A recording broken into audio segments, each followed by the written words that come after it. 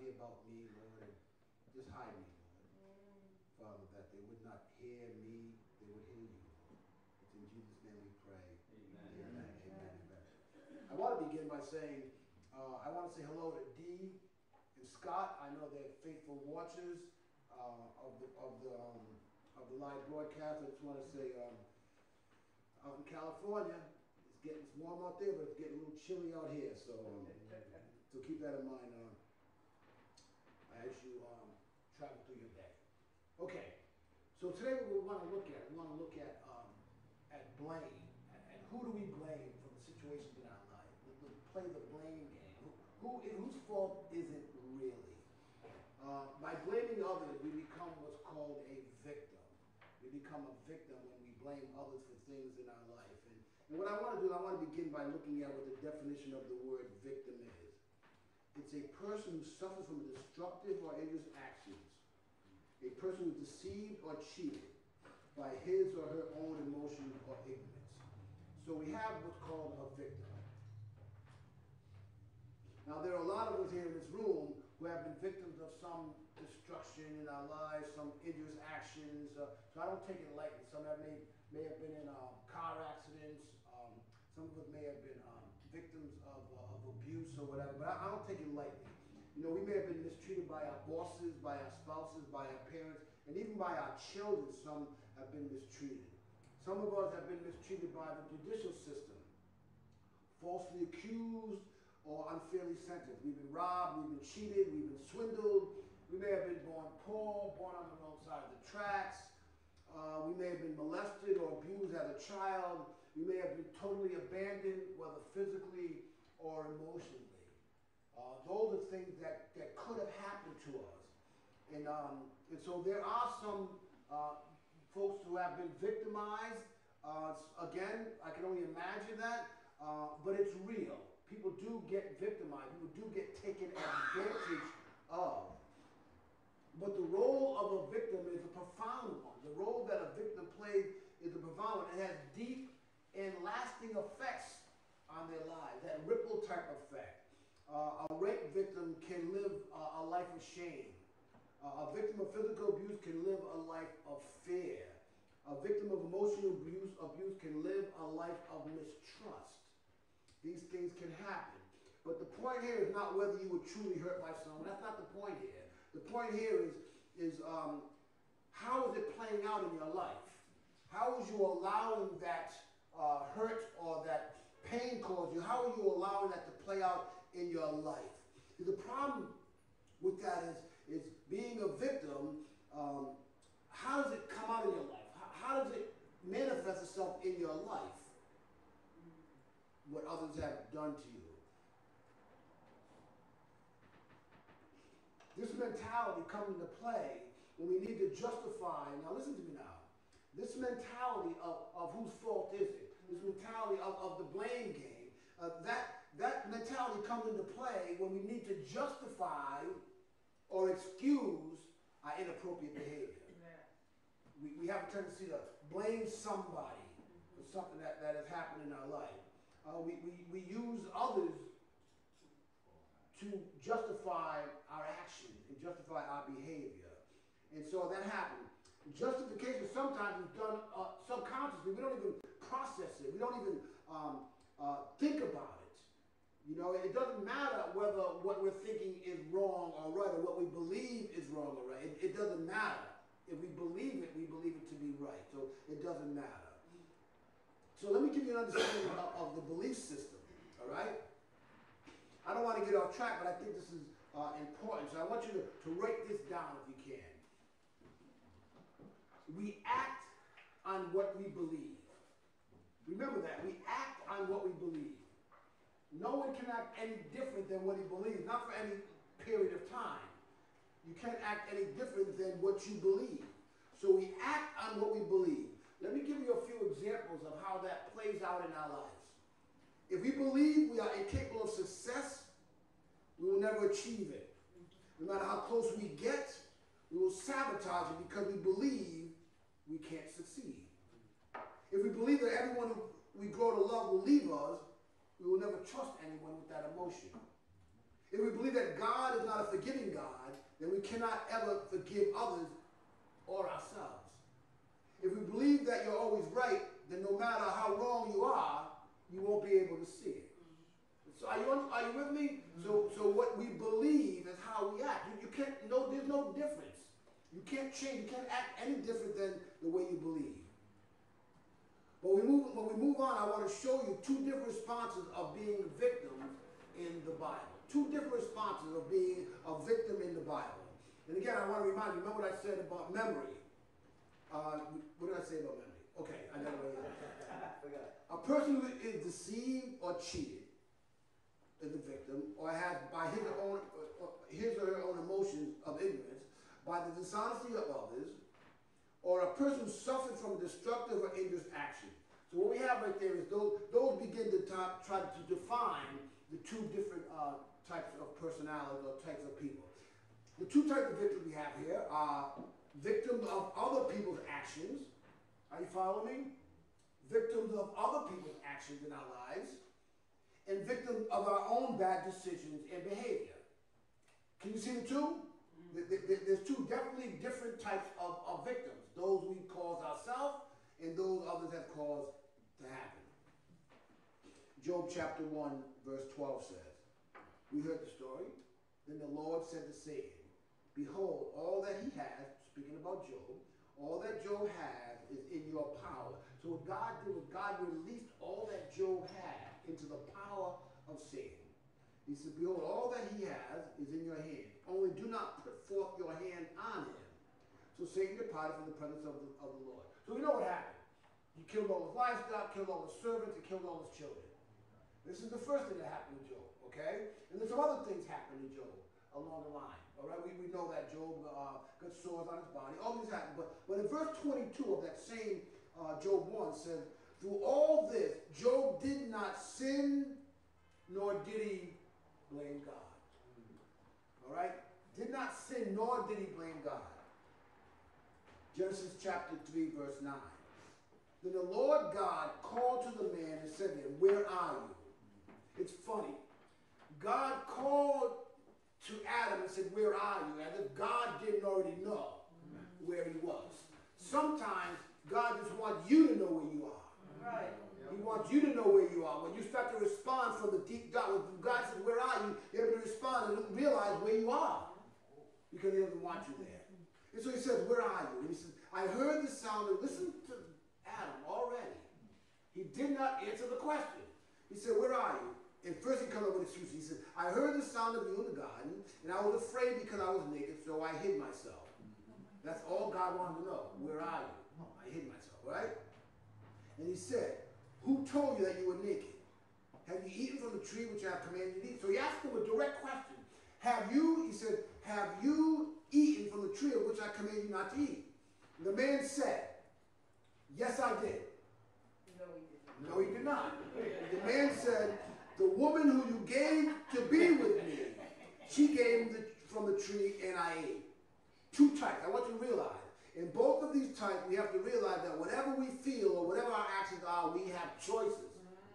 You have choices. A victim clearly has a reason to blame someone else. God, he didn't.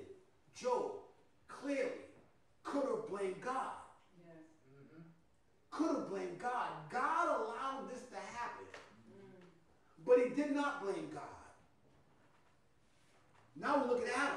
Adam was in trouble from deceiving himself. Adam was in trouble from taking the fruit himself. He caused himself to be a victim. He deceived himself, and when he confronted by God, he blamed God. Ultimately, he blamed God. But see, he had a way of manipulating it. He had a way of manipulating the whole thing. What he did was, he said, yes, it's true that God gave Eve to Adam. It is true. And yes, it's true that Eve did give it to Adam to eat. But Adam had a choice. Job did not have a choice. Job therefore could have blamed God, but didn't. Adam had no right to blame God, but did. And he began by saying, okay, God, if I can't get out of this by blaming the woman, I'm going to blame you. It was the woman that you gave me.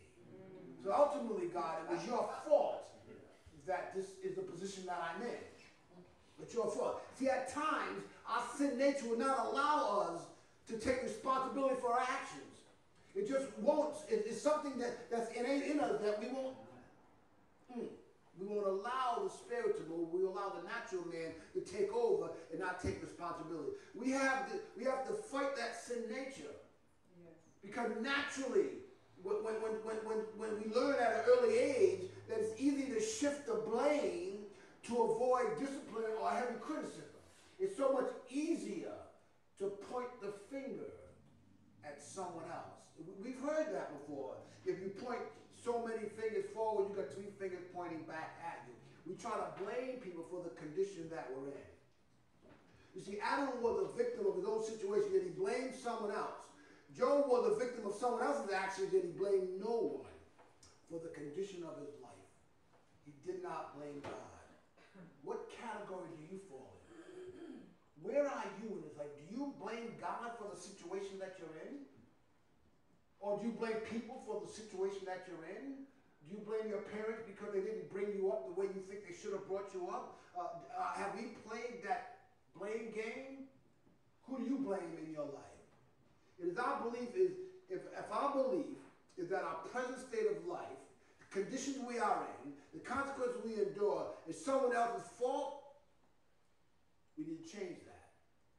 Because if you blame somebody else for your condition, you will never change it. Because how can you change it if it's not your fault? Are you following me? How can you change something if you have no control over or it's not your fault? Let me further explain this. As long as we maintain it's not my fault attitude, we justify all our actions. As long as we can say it's not my fault, I'm a victim here, we can justify all our actions. That mentality comes from deep within us. It comes from the very core of our being. Let me give you an example. If I was to take someone here or whatever and put them in a situation where they felt as though their life was at risk. If I took somebody and I put them in a chokehold and I was holding them to a point where they really felt as though they were going to die. All right, they were going to die. They couldn't run. They couldn't get away. And then they killed me, found a scissors or a knife or something and killed me. All right? They would walk free. They would walk free because it's called self-defense. Listen to me now. Follow me. That person will be a victim and he will be able to do whatever it takes to save his life.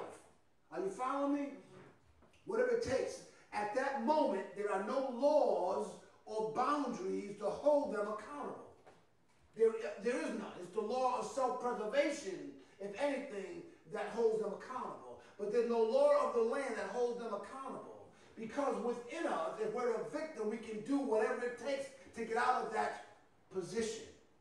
So we call ourselves a victim. If we blame someone else for the things that we do, then we'll do whatever it takes to ease the pain caused by the perpetrator. You have just been given the right to do as you please.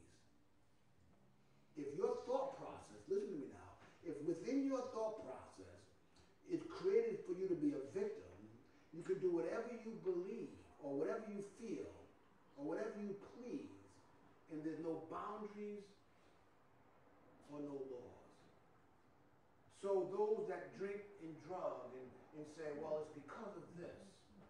Those that do these things, well, it's because of that. All right, I'm going to go on here and give you some examples.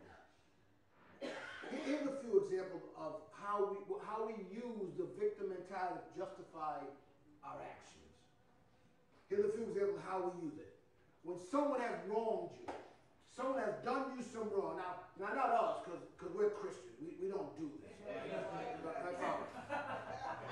We treat them badly in return because we can justify because of what they did to us. We can do those things. We can treat them badly. If that we do what's wrong to them because they did what's wrong to us. Justified. Well, you get what you deserve. Or maybe you've been abused by a parent or both parents. And you blame all your bad behavior on them. Your circumstances in life become their fault. Now maybe their actions have a bearing on your feelings, all right, or your psychological condition, but your wrong actions are your responsibility. So if you choose to drink because you were brought up wrong, well, that's your problem. If you choose to live a life where you're abusing somebody else, well, that's your responsibility to change that. Suppose you say, I was born poor. I was born poor, all right? And because I was born poor, I can take what I want out of life. I can take what I like, that you can do whatever you please to make up for that discrepancy you have in your income. Now I want you to follow me. How many times have we used this statement to justify our actions? Listen to the statement. We've used this statement to justify our actions. Because. Huh? Because you, because they, because of this. We use that because they. Whenever you hear the word because, there's always going to be some reasoning coming next. Why'd you do that? Because. Not I shouldn't have. It's because of this. We use that because. Whenever you hear that, because they did this to me. Because they treated me bad. I did this because of that. I've become a victim. I've allowed them to take control of who I am. They made themselves victims, and as we said, a victim can do as they wish, do as they please. They can. I remember someone telling me one time that they needed some medication for their child. Their child was sick. They didn't have the money, so they went and they stole it from the store. And what did they say? They justified their action by their belief because they were a victim. I couldn't afford it. I didn't have the money. I'm a victim, so now I can go take from somebody else. So we do that. We try to cause this victim mentality, that way we can get away with things. My mother did this to me. My father did that to me. My boyfriend did that to me. My girlfriend did that. My wife, my husband. All these things, and we justify our actions in response to our feelings. We cannot justify our actions in response to our feelings. Well, others may suffer from our actions. Others may suffer from the things that we do, but ultimately, it is you that is in bondage to the victim mentality. It is you that cannot get free, because what happens is until you realize that you made yourself a victim, unless you're able to realize that, you'll never be free, because you'll always blame others for the condition of your life. The condition of your life is your choices. Now, maybe you don't have what it takes to make right choices, but nowadays there's places we can go to get counseling to help us to be able to deal with making bad choices. You know, maybe you have an addiction issue, and maybe it's because of the way you feel, because of how you were treated, but that does not give you a right to continue in your lifestyle. It just justifies your ability to continue living that way. We like to justify why we're living the way we're living, and we blame others. I was born on the wrong side of the track. That's why my life's like this. Not really. Your life's like that because you failed to go out and to learn how to get on the other side of the tracks. You failed to go out and get the information you need to change your thought process. You know, I'll never have that. Well, if you say you never have that, I'll never have that because of the color of my skin. I never have that because of my gender. I never have that because of that. That's not true. Because listen, what God has for you, God has for you. Nothing can stop what God has other than you not believing that God has something. Now we're in this mentality. Understand? We have this mentality. We're stuck there. All right? So, but we can't stay there. I can't stay continually blaming other people for the way my life is. Yeah, come on. Yeah, I've had some rough breaks. You've had some tough breaks in your life. Some people have done you some dirt. Some people have done you wrong. They've done some stuff, and I get that. I get that. People have taken everything you have. They may have left you with nothing. But that does not give you a right to justify your wrong actions because of that. If anything else, what happens when someone does you wrong, You should be motivated to love them and to do what is right, not what is wrong, to do what is right.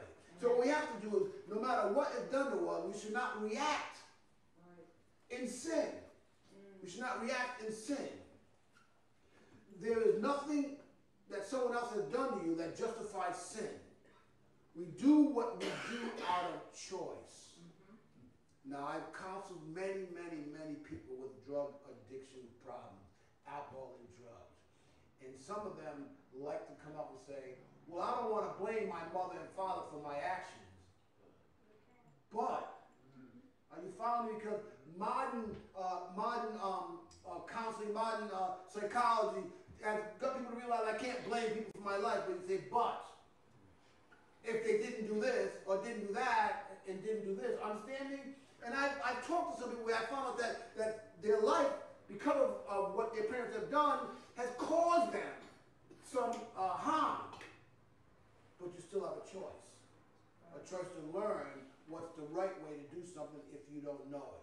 There's too many resources out there nowadays, free resources nowadays, for you to learn how not to blame somebody else. I know people, all right, who will drive down the street, sideswipe a parked car, and blame the car for being there. If they didn't park their car there, okay, that's fair. If they didn't park the car there, you wouldn't have hit it. Yeah. But if you were paying attention when you were going, you would not have hit it. Or riding down the street and running into a tree and saying, if that tree wasn't there, you laugh, but I've heard it. I've really heard people say they should never park their car there. No. Even if they were illegally parked, you should be paying attention.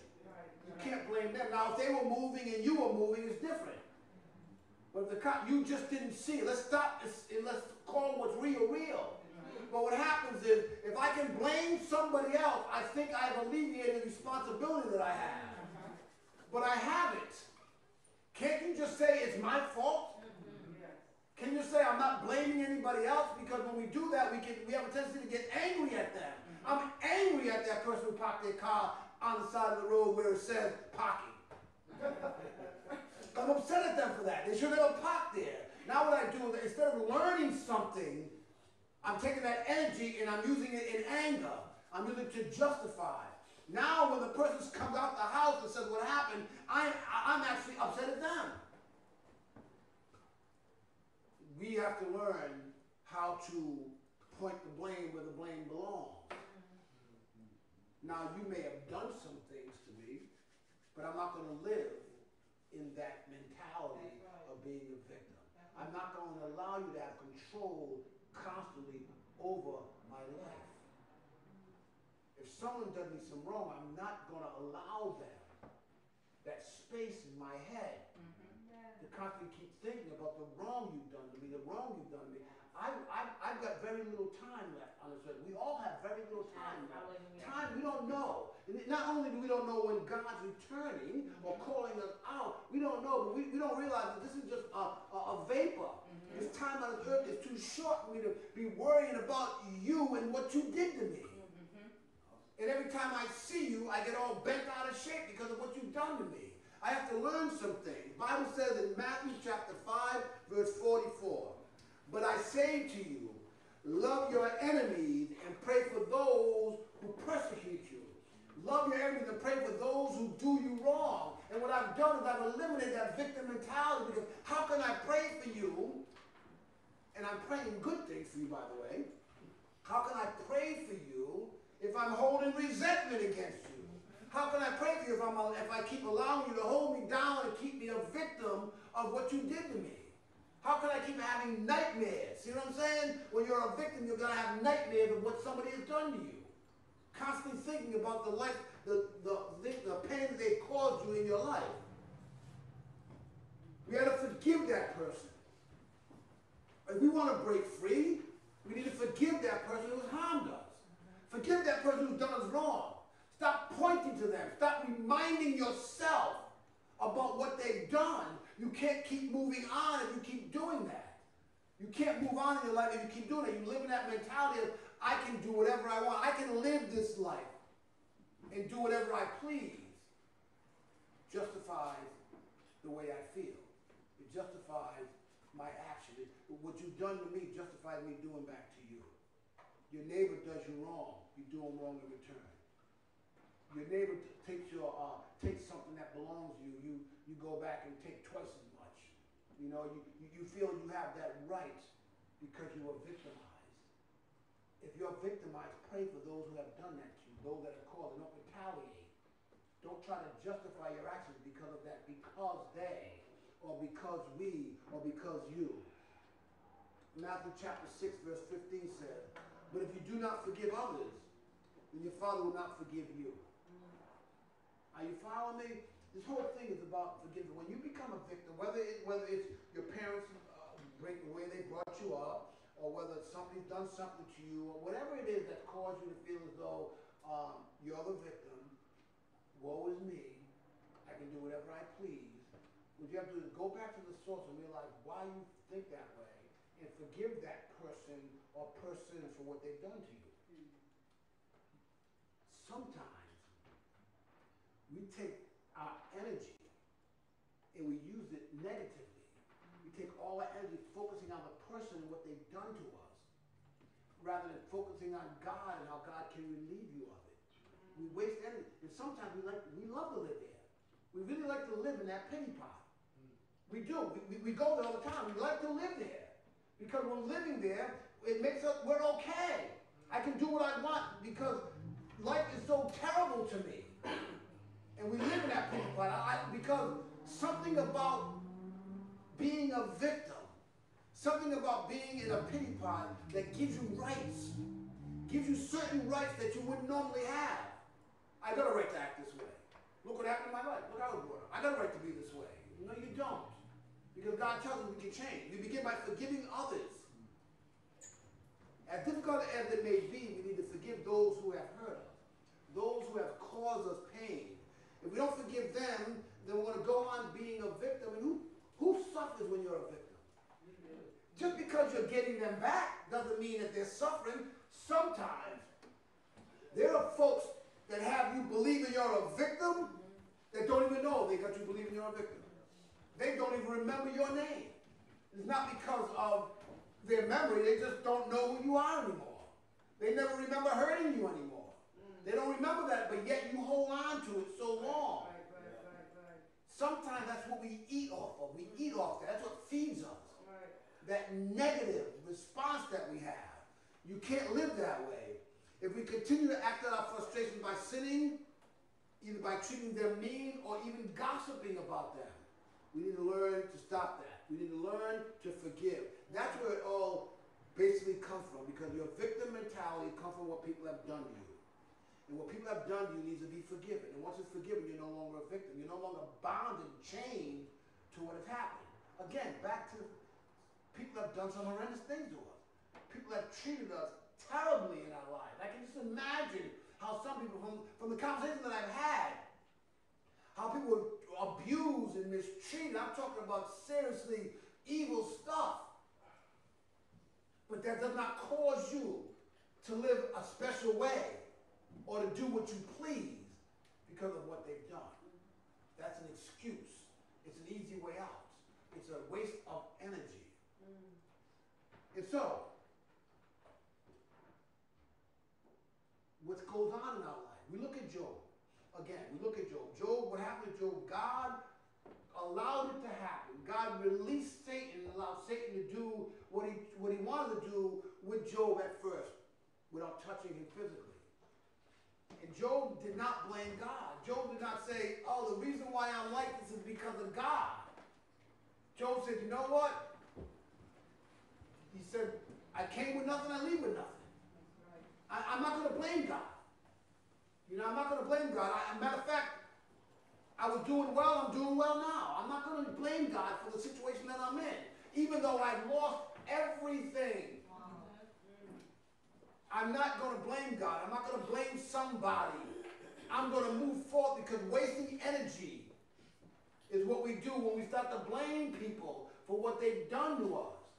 Yeah, we know you did it, go ahead, get away, I'll pray for you. I'm not going to put myself in that position where you can do it again. I learned something. Right. Adam blamed Eve, ultimately blamed God for something he did.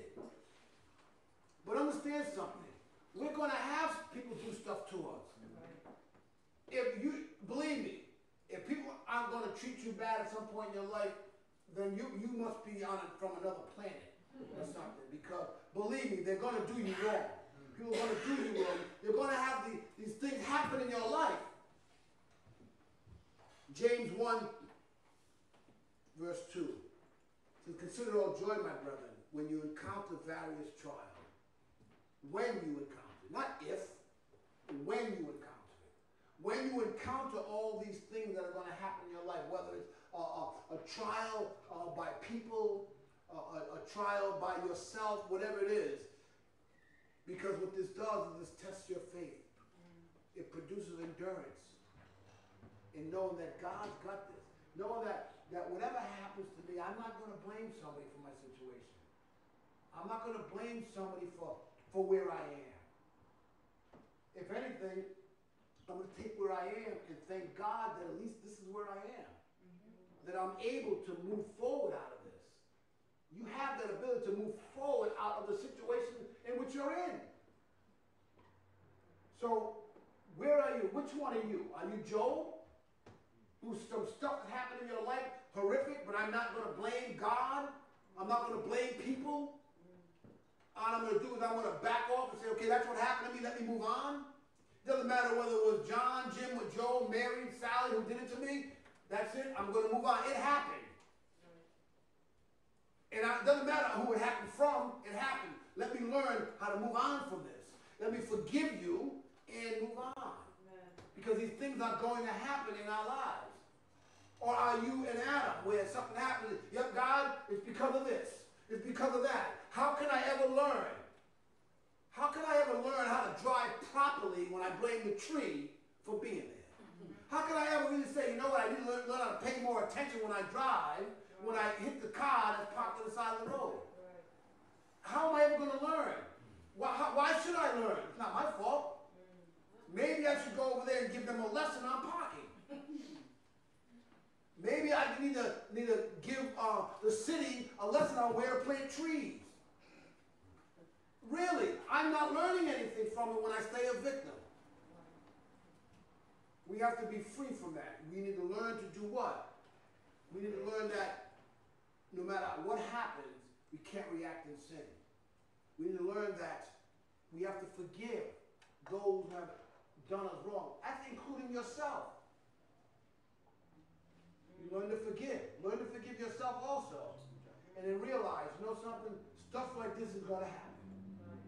The Bible tells me in James it's going to happen.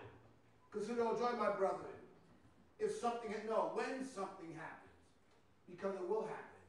Consider it all joy and move on from it because you learned something. We're to learn from every mistake or everything that happened to us. Amen? Amen. Heavenly Father, Lord, we thank you for this opportunity that you give us, Lord, to learn, Father God, from what's happened, Lord, to forgive, Lord, to not live in that mentality of being a victim, Lord. Not believing that what people have done to me can cause me to do whatever I please. That what people have done to me can cause me to live the life this way I'm in. Lord, I pray you would deliver me from that. I pray you would just deliver me from that bondage, Lord, of who do we blame for this one. Lord, I thank you, Father God, that your Bible tells us, Lord, that it's going to happen. Things are going to happen. Consider it joy. Move on. And we ask a blessing upon this day, a blessing upon everyone that's here, Lord. We just ask this in Jesus' name. The church says, amen.